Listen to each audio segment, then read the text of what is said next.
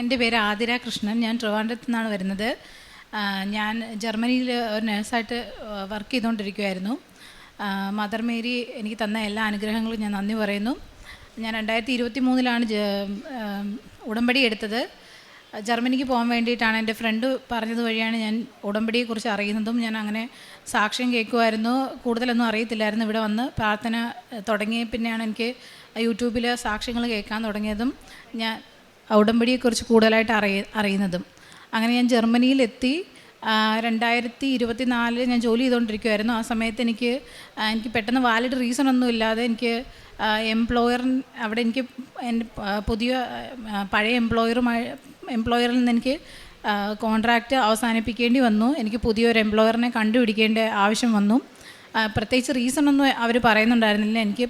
അവർ പറഞ്ഞ ചോയ്സ് എന്ന് പറഞ്ഞാൽ ഒന്നെങ്കിൽ കോൺട്രാക്റ്റ് അവസാനിപ്പിക്കുക, അല്ലെങ്കിൽ നാട്ടിലേക്ക് പോകാനാണ് അവർ പറഞ്ഞത്. അപ്പോൾ ഞാൻ ജോലി ചെയ്തുകൊണ്ടിരുന്ന ഞാൻ ജർമ്മനി വിട്ട് വരാൻ ഉദ്ദേശിച്ചിരുന്നില്ല.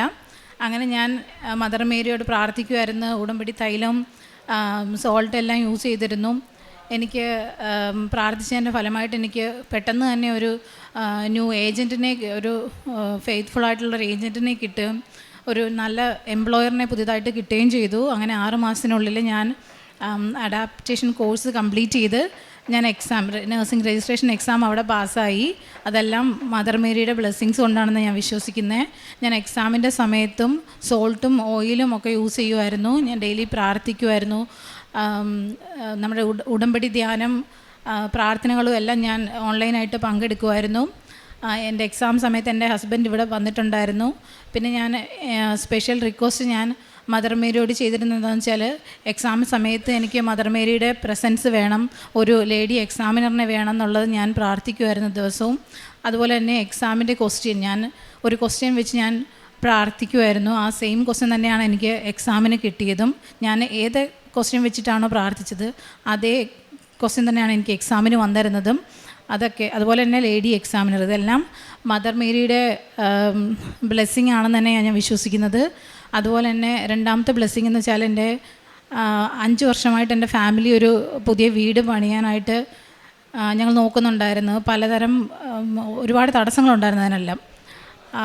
2025 ലാസ്റ്റ് ആയതോടുകൂടിയാണ് ഞങ്ങളുടെ വീടിൻ്റെ പണി സ്റ്റാർട്ടായി. ഇപ്പോൾ അത് ലാസ്റ്റ് സ്റ്റേജിലാണ് വന്ന് നിൽക്കുന്നത്. അതും ഞങ്ങൾ വീട് പണിയുടെ സമയം മുതൽ ഇതുവരെ എല്ലാം മദർ മേരിയുടെ ഇവിടെ നിന്ന് നമുക്ക് കിട്ടുന്ന എല്ലാ നേർച്ച വസ്തുക്കളും യൂസ് ചെയ്യാറുണ്ടായിരുന്നു. എല്ലാ ദിവസവും പ്രാർത്ഥിക്കുമായിരുന്നു. അടുത്തതിൻ്റെ പ്രേക്ഷിത പ്രവർത്തനങ്ങളാണ്.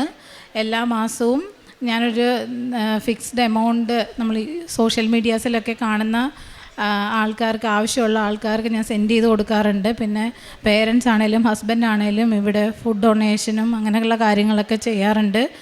പിന്നെ എല്ലാം എനിക്ക് പറ്റുന്നിടത്തോളം ഞാൻ ജർമ്മൻ കുർബാനസ് ആയാലും ഞാൻ ചർച്ചിൽ അറ്റൻഡ് ചെയ്യാറുണ്ട്. പിന്നെ പത്രപ്രേക്ഷിത പ്രവർത്തനം ഇവിടെ ഉണ്ടായിരുന്നപ്പോൾ ചെയ്തിട്ടുണ്ടായിരുന്നു. എനിക്കിപ്പോൾ പത്രം കിട്ടിയിട്ടുണ്ട്, അപ്പം ഞാനത് ചെയ്യും. ഇത്രയും ബ്ലെസ്സിങ്സ് തന്ന മദർ മേരിക്കും ജീസസിനും ഒരുപാട് നന്ദി പറയുന്നു. All glory to Jesus and Mother Mary. Thank you. Joel പ്രവാചകൻ്റെ പുസ്തകം 2-ാം അധ്യായം 19-ാം തിരുവചനം. കർത്താവ് തൻ്റെ ജനത്തിന് ഉത്തരമരുളി, ഇതാ ഞാൻ നിങ്ങൾക്ക് ധാന്യവും വീഞ്ഞും എണ്ണയും തരുന്നു, നിങ്ങൾ സംതൃപ്തരാകും. ജനതകളുടെ ഇടയിൽ ഇനി നിങ്ങളെ ഞാൻ പരിഹാസപാത്രമാക്കുകയില്ല. ആതിര കൃഷ്ണൻ എന്ന ഈ സഹോദരിയുടെ പ്രത്യക്ഷീകരണ സാക്ഷ്യത്തിൽ നമുക്ക് മനസ്സിലാകുന്നത്, സമയച്ചുരുക്കത്തിൻ്റെ അമ്മ ഒരു വലിയ മാധ്യസ്ഥം നൽകി ഈ മകളെ തനിക്ക് ആവശ്യമായ എല്ലാ അനുഗ്രഹങ്ങളും നൽകി അനുഗ്രഹിച്ചു എന്നാണ് ഈ മകളിവിടെ ഏറ്റുപറയുന്നത്. ക്രൈസ്തവയായി മകൾക്ക് കുർബാന തന്നെ എങ്ങനെയാണ് എന്ന് മനസ്സിലാകാത്ത ഒരു സ്റ്റേജിൽ പോലും ജർമ്മൻ ഭാഷയിൽ പോയി ദിവ്യബലിയിൽ പങ്കെടുക്കുവാനും ദിവസത്തേക്കും ജീവിതത്തിലേക്കും ആവശ്യമായ അനുഗ്രഹങ്ങൾ പ്രാപിക്കുന്ന ഒരു ആസ്തി ഈ മകൾ വാർത്തെടുക്കുകയായിരുന്നു.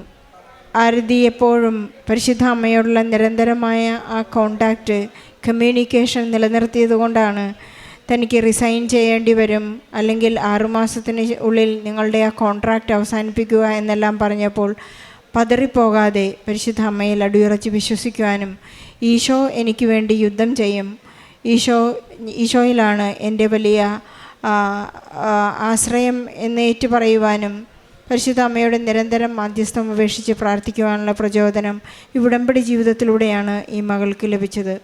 നമുക്കറിയാവുന്നതുപോലെ ഉടമ്പടി ഒരു ഉടൻ പരിഹാരമാണ്. ഉടമ്പടിയിലൂടെ നമുക്ക് ലഭിക്കുന്നത് നമ്മുടെ ജീവിതക്രമവും നമ്മുടെ ജീവിത അസ്വസ്ഥതകളിൽ നമുക്ക് ലഭിക്കുന്ന എല്ലാ ഉത്തരങ്ങളും വളരെ പെട്ടെന്നാണ്.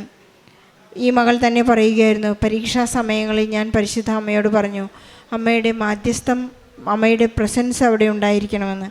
അമ്മയുടെ സാമീപ്യം നൽകിക്കൊണ്ട് തന്നെ ഈ മകൾക്ക് പഠിച്ചുപോയ കാര്യങ്ങളെല്ലാം കൃത്യമായി ആ കാര്യങ്ങൾ തന്നെ ചോദ്യത്തിൽ വന്നതും ചോദ്യത്തിന് കൃത്യമായ ഉത്തരം എഴുതുവാനും ആ പരീക്ഷ പാസ്സാകുവാനും സാധിച്ചു. ഈ മകൾക്ക് ജർമ്മനിയിൽ തന്നെ കണ്ടിന്യൂ ചെയ്യാനുള്ള കൃപ ഈശോ നൽകിയിരിക്കുകയാണ്. നമ്മുടെ ഏത് ജീവിത പ്രതിസന്ധികളായാലും സമയച്ചുരുക്കത്തിൻ്റെ അമ്മ നമ്മുടെ ജീവിതഭാരങ്ങൾ ലഘൂകരിക്കുന്നതായി നമുക്ക് കാണാൻ സാധിക്കും. അതാണ് ഉടമ്പടി എന്ന് പറയുന്നത്. നമുക്കൊന്നു മാത്രമേ ചെയ്യാനുള്ളൂ, വിശ്വസ്തരായിരിക്കുക, വിശുദ്ധിയോടുകൂടി ജീവിക്കുക. ഉടമ്പടി എന്ന് പറയുന്നത് ആദ്യം അവിടുത്തെ രാജ്യവും അവിടുത്തെ നീതിയും അന്വേഷിക്കുമ്പോൾ ബാക്കിയെല്ലാം നമ്മോട് കൂട്ടിച്ചേർക്കപ്പെടുന്നതാണ്. വിസ പ്രോസസ്സിങ്ങിൽ വളരെ ബുദ്ധിമുട്ടുന്നവരെയും ജോലിയില്ലാതെ വിഷമിക്കുന്നവരെയും പ്രവാസികളായി കഴിയുന്ന ജീവിതത്തിൽ കഷ്ടപ്പെടുന്ന എല്ലാ മക്കളുടെയും നിയോഗങ്ങളെ ഈ സാക്ഷ്യത്തോട് ചേർത്ത് വെച്ചുകൊണ്ട് ആതിരയ്ക്ക് ലഭിച്ച എല്ലാ അനുഗ്രഹങ്ങൾക്കും നന്മകൾക്കും നന്ദി പറഞ്ഞുകൊണ്ട് ഈശോയ്ക്കും പരിശുദ്ധ അമ്മയ്ക്കും നല്ലൊരു കയ്യടി നൽകി സാക്ഷ്യം നമുക്ക് സമർപ്പിക്കാം. അത്യപൂർവ ദൈവാനുഭവങ്ങൾ ഇനി നിങ്ങൾക്കും സ്വന്തം. ഈ യൂട്യൂബ് ചാനൽ ഇതുവരെ സബ്സ്ക്രൈബ് ചെയ്തിട്ടില്ലെങ്കിൽ ഇപ്പോൾ തന്നെ സബ്സ്ക്രൈബ് ചെയ്യുക.